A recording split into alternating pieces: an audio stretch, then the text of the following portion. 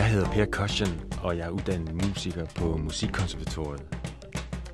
Jeg har spillet musik i mange år, blandt andet på teaterproduktioner og med vores Happenguds Street Stomp Show.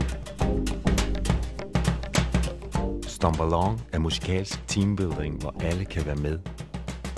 Som deltager hos Stomp Along får man en fælles oplevelse med sine kolleger, hvor man har det sjovt sammen og som styrker samarbejdet. Principperne bag Stomp Along er blandt andet anerkendende kommunikation. Det er drum circle, som kendes fra stammekulturer, og så er det teorien omkring flow.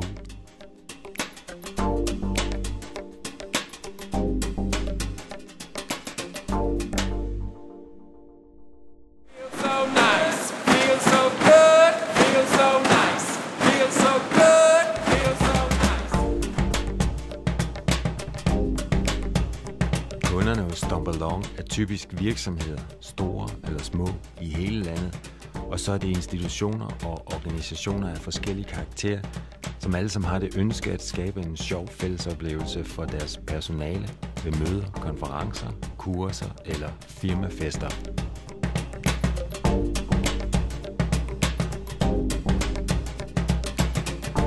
Man fik lyst til at komme i gang og gøre tingene, og det var en god måde at gøre det på.